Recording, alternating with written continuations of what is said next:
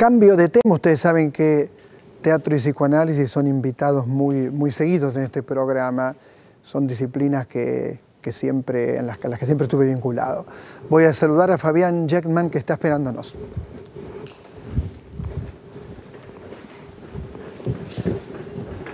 Bueno, me critican porque digo que a todo el mundo le digo maestro, pero ¿qué culpa tengo? Yo invito maestro, ¿no es cierto? Bueno, gracias por la invitación. No, por favor. ¿Te impresionó recibir el Premio Nacional de Cultura 2015 en ensayo psicológico por un tema tan específico, ¿no? Que desarrollas tan profundamente? Te escucho. Bueno, recibir uno de los Premios Nacionales de Cultura, porque hay otros colegas que han recibido también el año pasado el premio, fue muy impactante, porque en verdad, si uno ve la lista de gente que ha ganado ese premio, realmente uno no puede creer estar ahí, ¿no? Y es sorprendente también porque fue, digamos, otorgado a un libro, no de psicoanálisis en particular, porque eso no sería sorprendente. En realidad, como decías en la apertura, el psicoanálisis tiene un lugar en la cultura argentina, en Buenos Aires en particular, pero en Argentina, en la ciudad del interior, muy importante, evidente. Uno lee esta semana solamente 2 artículos, uno lee Página 2 y lee Clarín, hay 2 artículos sobre el psicoanálisis en la Argentina, en fin. Pero este es un libro de formalización en psicoanálisis, un tema muy específico. No es la cuestión de la experiencia analítica nada más, sino de la conceptualización de la experiencia analítica, sobre el intento de dar razones de lo que hace un psicoanalista en su práctica. Eso me parece que ya es un poco más sorprendente, haber recibido el premio por ese libro. Estás al frente de una cátedra muy importante de psicopatología en la UBA, en la Universidad de Buenos Aires. ¿Cómo es la transmisión a los jóvenes del psicoanálisis? ¿Por qué hay tantos jóvenes con tanto interés, en tu opinión, por el psicoanálisis? ¿Y cómo podríamos hablar de la práctica del psicoanálisis privado y de la enseñanza del psicoanálisis? Te escucho. Bueno, la Cátedra 2 de Psicopatología fue fundada en 1984 por Roberto Mazzuca, o digamos uno de mis maestros en psicoanálisis, diría. En principio, en esa cátedra enseñamos a jóvenes de 17 a 70 y pico de años, digámoslo así, no todos interesados por el psicoanálisis inicialmente. De hecho, nosotros enseñamos psicopatología dentro de la Facultad de Psicología, que no es una facultad de psicoanálisis, ciertamente. De hecho, no hay facultad de psicoanálisis. La formación del analista ciertamente supone el análisis personal y otras instancias que uno no encuentra ciertamente en la facultad. Pero diría que los jóvenes con los que nosotros trabajamos son jóvenes muy interesados, entusiasmados y a los que uno puede contagiarles, si no algo del deseo del psicoanalista, algo del deseo del psicoanalizante, vamos a decirlo así. Porque en verdad no estamos como psicoanalistas allí enseñando, estamos más bien como sujetos, estamos como transmitiendo nuestro deseo de analizante, no podría decir. Son jóvenes interesados, como decía. Nosotros confiamos en el deseo de saber de esos jóvenes. Quiero decir que en nuestra cátedra nosotros apostamos a la excelencia académica, hay una abundante bibliografía. Son jóvenes que no se amilanan frente a esa abundante bibliografía que nosotros proponemos, los acompañamos en el trabajo de abordar esa bibliografía, que en muchos casos es compleja, y el trabajo es verdaderamente muy interesante. Transmitimos psicoanálisis dentro del marco de la psicopatología, que verdaderamente es el objeto del trabajo nuestro. Y en tu caso me parece que la vocación docente siempre fue muy fuerte. ¿Cómo llegaste a interesarte por la transmisión? Bueno, vos decías cómo se articulan la posición del psicoanalista en el consultorio con el trabajo, digamos, en la universidad. En verdad son posiciones distintas. Uno diría que hay algo en el acto del psicoanalista que supone cierta soledad.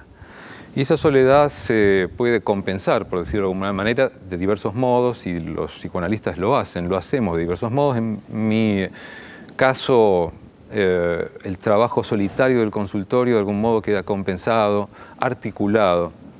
Por un lado, con el trabajo con otros colegas. Yo lo hago en la Escuela de la Orientación Lacaniana. De hecho, el trabajo de investigación sobre nudos que hay en mi libro proviene del trabajo con esos colegas en la Escuela de la Orientación Lacaniana. Y luego también está la enseñanza universitaria, que supone también un contacto y una relación con otros. Me parece que equilibra entonces esa soledad del consultorio de analista. Son posiciones bien distintas porque, para decirlo rápidamente, en el marco de la experiencia analítica, el que trabaja es el psicoanalizante, es decir, el paciente. Es interesante porque allí Lacan lo llamaba al psicoanálisis la última flor del capitalismo. El paciente trabaja, el psicoanalista cobra. En todo caso, el psicoanalista trabaja causando el trabajo del psicoanalizante. Su trabajo es causar el trabajo de quien lo consulta. Mientras que en la posición del enseñante, quien da clase en la universidad, ciertamente el trabajo está en principio del lado de él. Es mucho más agotador la tarea del que toma la palabra y da clases y enseña psicoanálisis. Me parece a mí que la del psicoanalista, en donde uno está más bien despojado de su posición subjetiva, ¿no? Por lo menos ahora, por un tiempo. vos fíjate, en un mundo tan vinculado con la tecnología, con las redes sociales, subís al subte y está todo el mundo mirando su teléfono, ¿no es cierto? Da la impresión de que no tendría lugar. Y sin embargo, en un país como la Argentina, la impresión que yo tengo es que cada día tiene más lugar. ¿Cómo lo ves en relación al mundo contemporáneo y a las enormes transformaciones que han habido en el mundo contemporáneo? En algún sentido, el discurso analítico se pone en cruz, intenta ponerse en cruz respecto del discurso reinante, imperante en la actualidad, que es el discurso del capitalismo. Uno diría que en la Argentina uno encuentra algunos resquicios por donde puede filtrar el deseo del psicoanalista y el del psicoanalizante, como decía recién, justamente en función de eso. Nos pasa en la universidad también, porque en la universidad predomina el discurso universitario. Y uno transmite algo más que pasa por las rendijas de ese discurso universitario, que es el deseo del psicoanalista.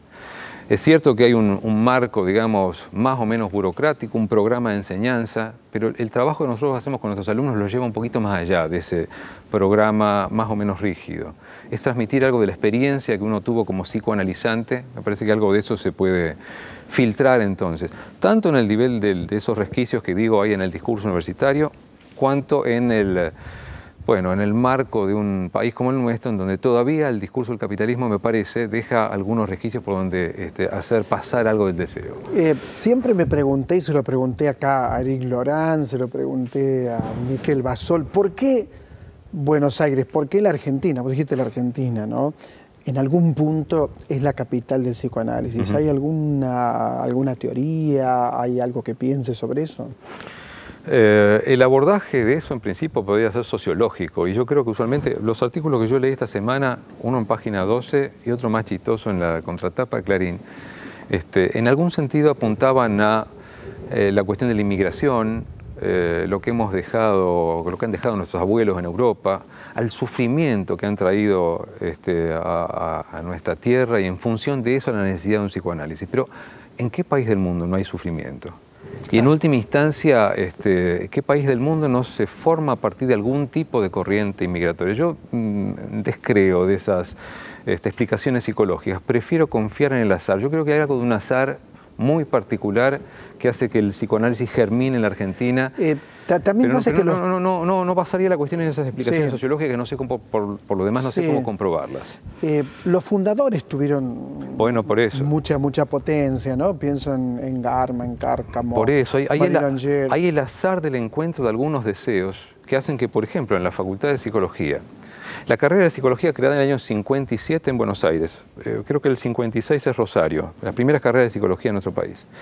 Luego la carrera de psicología devino facultad en los años 80, pero es cierto que está marcada en el orillo por el deseo de psicoanalistas singulares, ¿no? Y el encuentro de los psicoanalistas que le han dado un cauce muy particular a lo que es el programa de psicología, que por cierto, como te decía recién, va más allá del psicoanálisis, pero tiene una marcada orientación respecto de eso, que por lo demás hace que gente del resto de Latinoamérica vengan a la Argentina a estudiar psicoanálisis con nosotros. Pero quiero decir, yo lo ligaría más a la presencia a deseos decididos de alguna gente, más que a explicaciones sociológicas. ¿Y cómo ha crecido? A mí me impacta cómo ha crecido Lacan, ¿no? Que murió en el año 81, si no me equivoco.